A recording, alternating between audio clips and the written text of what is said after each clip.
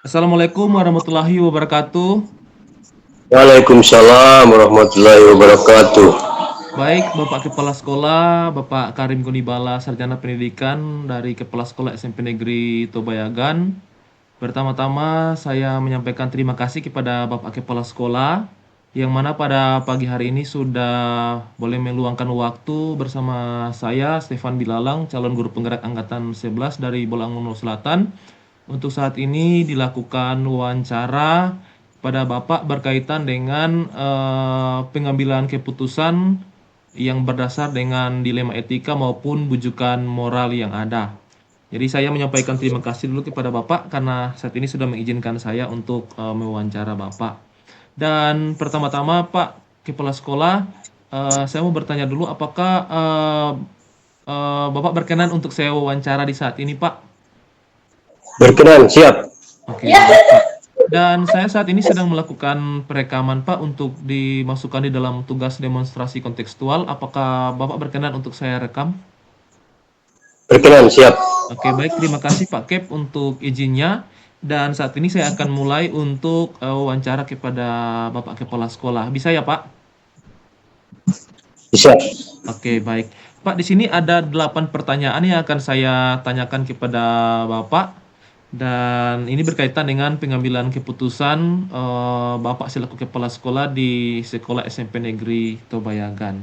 Baik Pak, saya akan mulai dari pertanyaan yang pertama.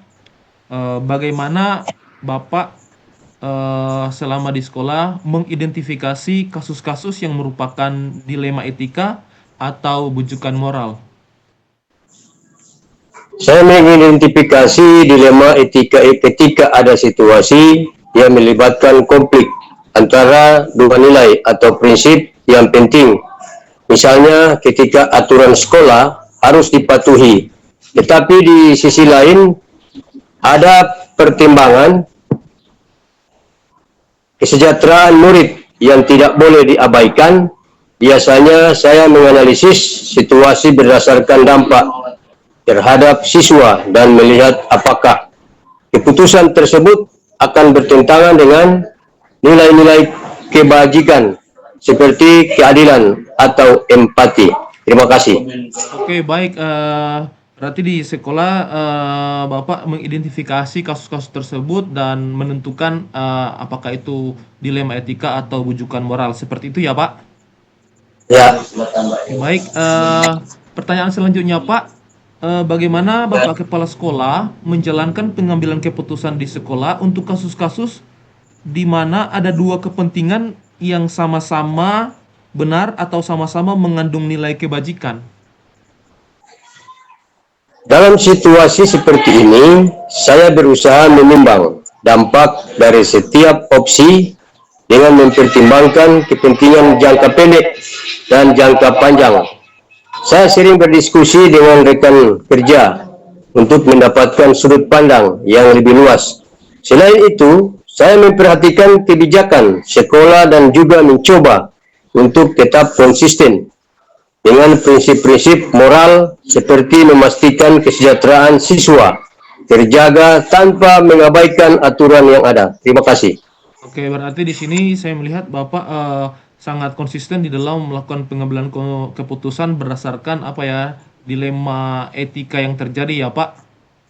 Ya, Baik, Pak, selanjutnya pertanyaan yang ketiga, tentu di dalam melakukan pengambilan keputusan, langkah-langkah atau prosedur apa yang biasanya Bapak lakukan?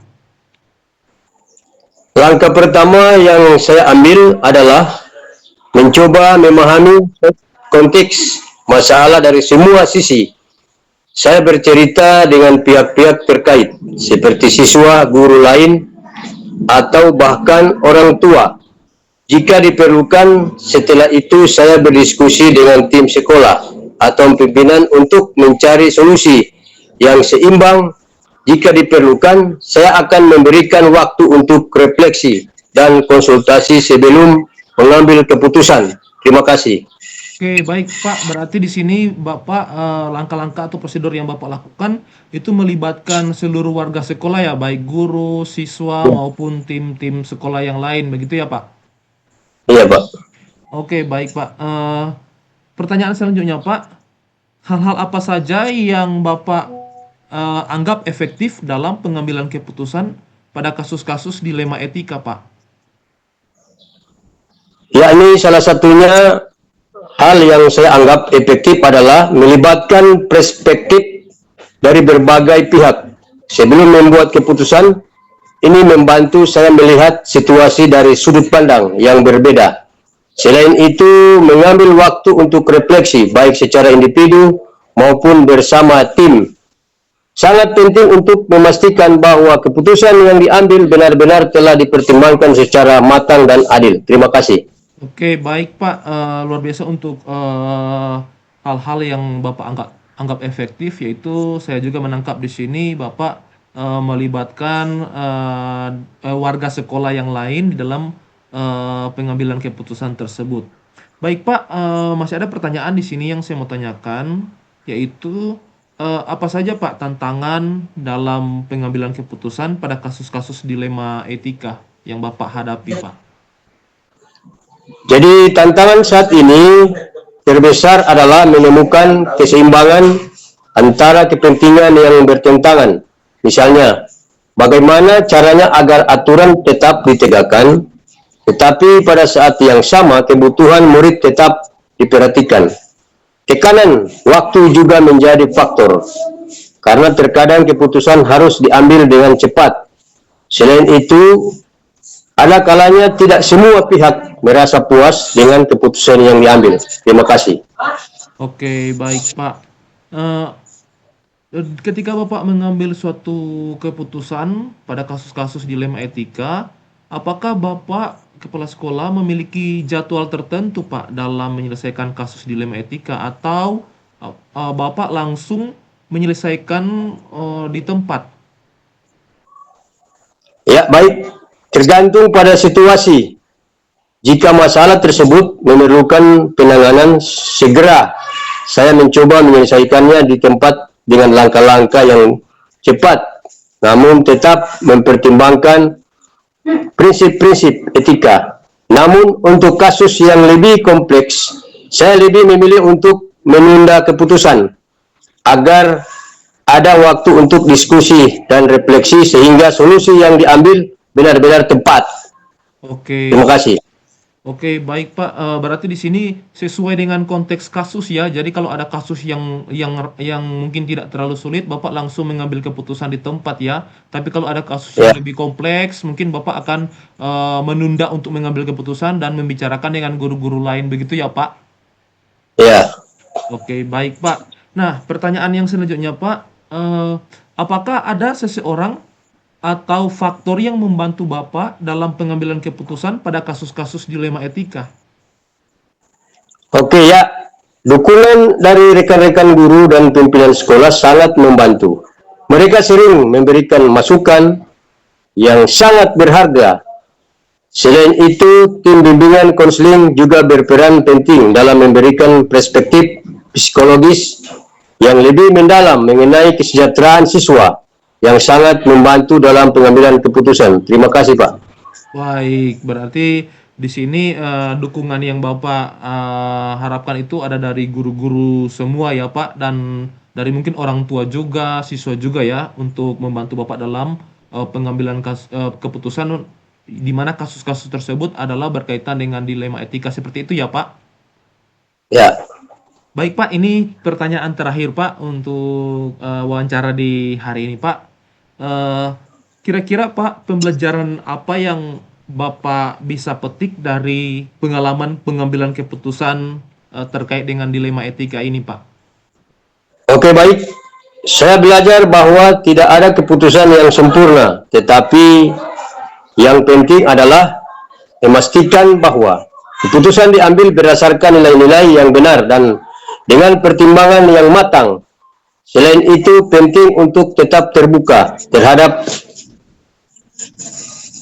dialog dan masukan dari pihak lain. Pengalaman ini juga mengajarkan bahwa kita harus selalu menempatkan kesejahteraan siswa sebagai prioritas sambil tetap menjaga integritas dan menjalankan aturan yang berlaku. Terima kasih, Pak. Oke, baik. Selamat pagi, Ibu Kepala Sekolah. Selamat pagi, Apa kabar Bu Kep hari ini? sehat luar biasa. Baik Bu Kep, pertama-tama saya menyampaikan terima kasih kepada Ibu Kep karena pada hari ini sudah mengizinkan saya untuk boleh hadir bersama-sama dengan Ibu Kep di sekolah ini, di mana pada saat ini untuk memenuhi tugas demonstrasi kontekstual di dalam pendidikan guru penggerak, saya ditugaskan untuk melakukan wawancara kepada seorang kepala sekolah, di mana wawancara ini berkaitan dengan kasus-kasus yang terjadi di sekolah dan bagaimana seorang kepala sekolah memahami kasus-kasus tersebut, apakah kasus tersebut berkaitan dengan dilema etika ataukah bujukan moral, dan bagaimana menyelesaikan kasus-kasus yang terjadi mungkin di SMP Negeri 4 Dumoga saat ini. Nah, sebelum itu Kep, saya mau bertanya dulu, apakah Kepsik berkenan untuk diwawancara pada saat ini, Kep? Bisa, Baik, terima kasih Kep untuk waktu yang diberikan di saat ini. Dan saya mau tanya dulu, apakah berkenan untuk direkam hari ini, Kep? boleh. Ya, Baik. bisa. Baik, Kep, mungkin sudah bisa dimulai ya, Kep, untuk wawancaranya. Silakan. Baik, di sini, Kep, ada 8 pertanyaan yang akan saya tanyakan berkaitan dengan pengambilan keputusan yang dilakukan oleh kepala sekolah. Ya. Nah, pertanyaan pertama, Kep, tentu Kepsek mengajar di sekolah ini, menjadi kepala sekolah di sekolah ini sudah berapa tahun ini, Kep? Saya menjabat sebagai kepala sekolah di SMP Negeri 4 Dumoga ini kurang lebih 6 tahun. Oh, 6 tahun ya? Dari tahun 2019. 2019 sampai Ya. sekarang ya. Baik, berarti sudah cukup lama Kep mengabdi di sekolah ini sebagai kepala sekolah 6 tahun, dan tentunya selama 6 tahun tersebut pasti akan ada kasus-kasus yang Kep hadapi ya, baik berupa dilema etika maupun bujukan moral yang Kep hadapi di selama Kep mengabdi jadi kepala sekolah di SMP 4 Dumoga ini. Nah, Kep, selama 6 tahun ini Kep, bagaimana Kepsek dapat mengidentifikasi kasus-kasus yang merupakan dilema etika atau bujukan moral, Kep?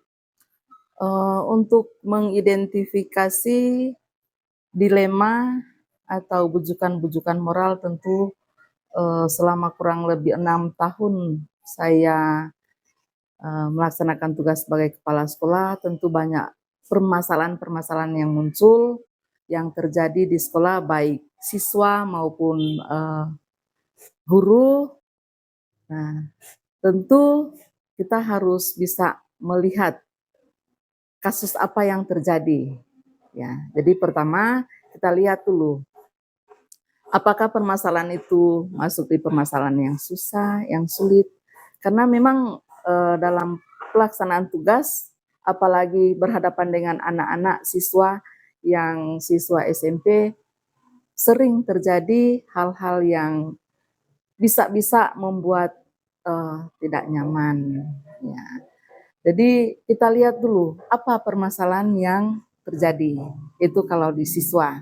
Misalnya ada siswa yang berkelahi, ya tentu untuk penanganan pertama wali kelas, kemudian ada kesiswaan, baru datang pada kepala sekolah. Kalau memang masalah itu agak sulit, ya tentu kepala sekolah turun tangan dengan melibatkan orang tua tentunya. Kemudian kalau dengan guru-guru, biasanya ada rapat guru dan kepala sekolah. Oke. Itu cara-cara yang dapat dilakukan untuk mengidentifikasi. Jadi dilihat dulu permasalahan apa yang terjadi. Oke, baik. Jadi untuk mengidentifikasi kasus-kasus yang merupakan dilema etika, harus mengetahui dulu kasus itu seperti apa ya. Apakah ada mungkin pertentangan antara nilai satu dengan yang lain seperti itu ya. Kemudian sesudah itu akan melibatkan untuk guru-guru di dalamnya seperti itu ya, Kep. Oke, baik. Selama ini Kep, bagaimana Kepsek menjalankan pengambilan keputusan di sekolah, terutama untuk kasus-kasus di mana ada dua kepentingan yang sama-sama benar atau sama-sama mengandung nilai kebajikan, Kep? Untuk pengambilan keputusan ini tentu tidak mudah, ya, karena seperti tadi ada dilema, ada nilai rasa.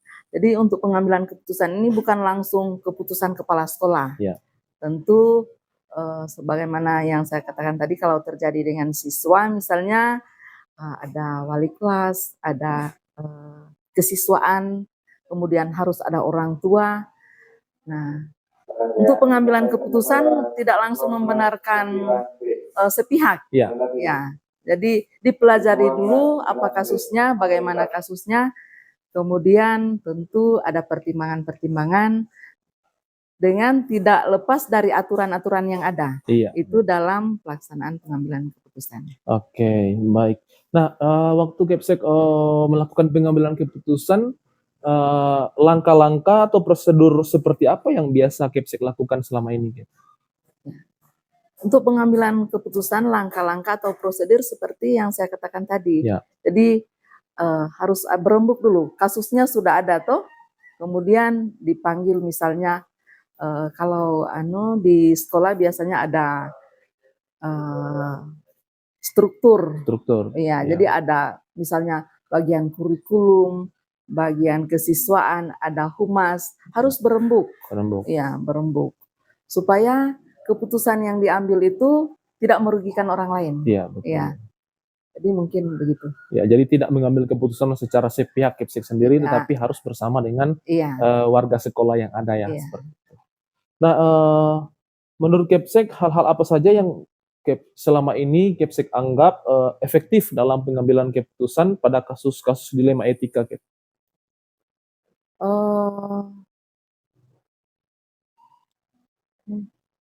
Menurut Kepsek yang dari alur-alur tadi yang Kepsek katakan itu, kira-kira yang menurut Kepsek itu yang efektif yang seperti apa? Apakah memang harus berembuk seperti yang Kepsek katakan tadi, ataukah yang seperti apa? Apakah dengan rapat hanya dengan guru atau melibatkan orang tua, ataukah semuanya dilibatkan kemudian diambil keputusan?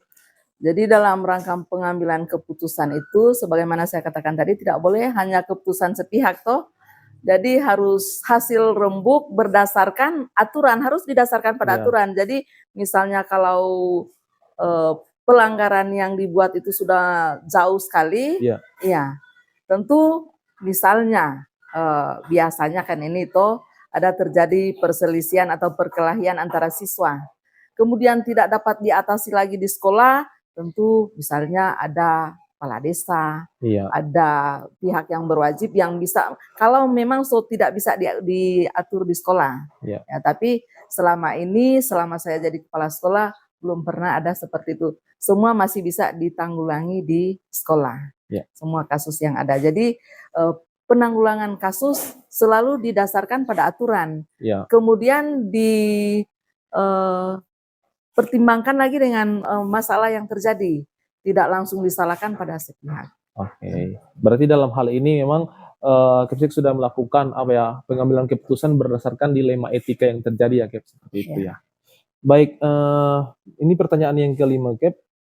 Hal-hal apa saja yang selama ini merupakan tantangan bagi kepala sekolah di dalam mengambil keputusan pada kasus-kasus dilema etika, Kep? Yang jadi tantangan ya tentu yang pertama nilai perasaan. Nilai perasaan. Iya.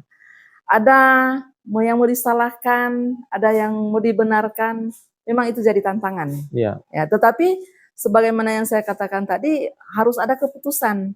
Jadi didasarkan pada aturan yang ada. Kalau memang tidak bisa, tidak bisa. Kalau memang masih bisa dipertimbangkan, dirembuk bersama-sama dengan guru, dengan orang tua, atau dengan misalnya kalau siswa, dengan siswa. Oke, baik. Berarti tantangan selama ini memang dilema etika itu yang menjadi tantangan bagi kepala sekolah untuk mengambil keputusannya, karena mempertimbangkan juga perasaan. Tetapi tetap melihat pada aturan yang ada di sekolah itu. Baik, Kep, pertanyaan yang keenam, apakah ketika Kepsek mengambil suatu keputusan, apakah ketika ada kasus yang terjadi, Kepsek ada jadwal tertentu untuk melakukan pengambilan keputusan terhadap kasus, ataukah langsung menyelesaikan kasus tersebut di tempat, Kep? Jadi kalau untuk penyelesaian kasus tidak terjadwal, karena permasalahan harus selalu selesai. Ya toh, jadi misalnya ada kejadian hari ini, panggilan, misalnya kalau pada siswa panggilan orang tua besok, diselesaikan besok. Iya. harus tuntas.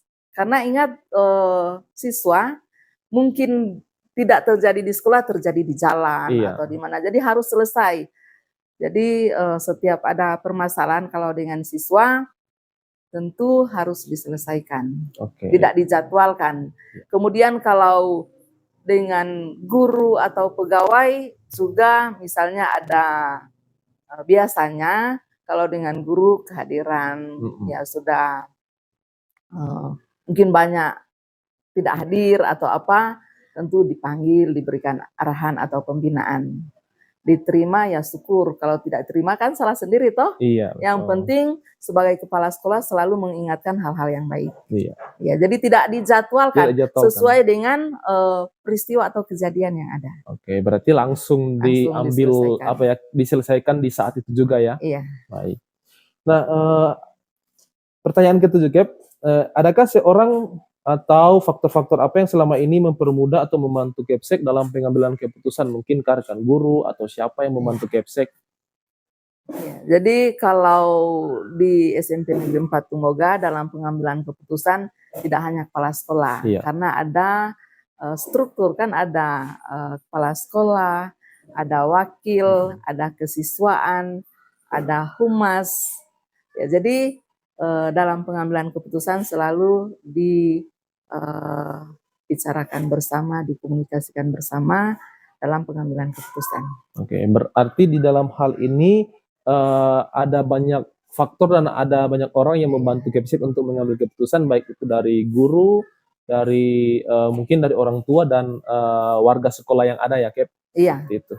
Jadi dalam pengambilan keputusan tidak hanya sendiri, selalu melibatkan orang lain. Iya, karena memang biasa kalau mengambil keputusan sendiri, biasa itu akan bersifat subjektif seperti itu. Tapi kalau mungkin secara bersama-sama akan lebih objektif, Kang. Baik, ini pertanyaan terakhir, Cap, untuk wawancara di saat ini. Dari semua hal yang telah disampaikan tadi, yang sudah Kepsek sampaikan, pembelajaran apa yang dapat Kepsek petik dari pengalaman Kepsek ketika mengambil keputusan terhadap masalah?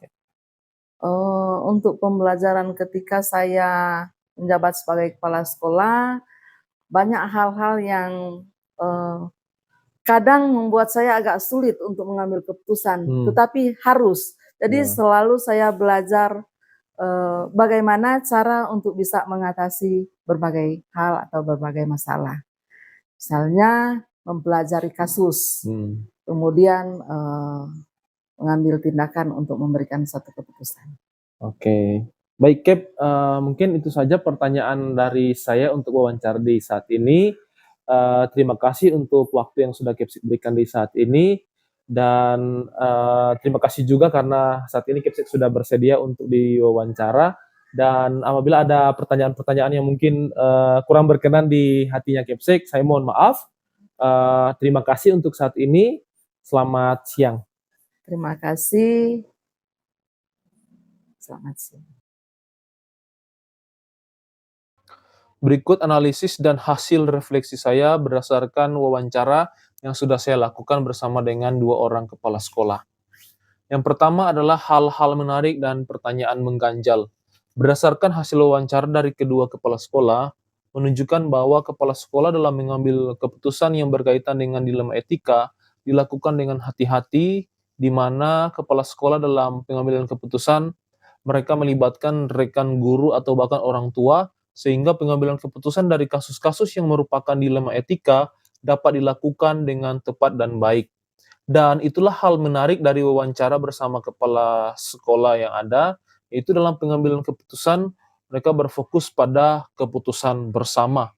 Tetapi hal yang mengganjal dalam pengambilan keputusan kedua kepala sekolah tersebut adalah berdasarkan hasil wawancara bahwa kedua kepala sekolah dalam pengambilan keputusan ketika dikaitkan dengan 4 paradigma, 3 prinsip, dan 9 langkah pengambilan keputusan, terlihat bahwa walaupun sudah menerapkan paradigma misalnya keadilan versus belas kasih, tetapi belum nampak dalam wawancara bagaimana mereka melakukan pengambilan keputusan secara mendalam dengan menggunakan 9 langkah pengujian secara terstruktur.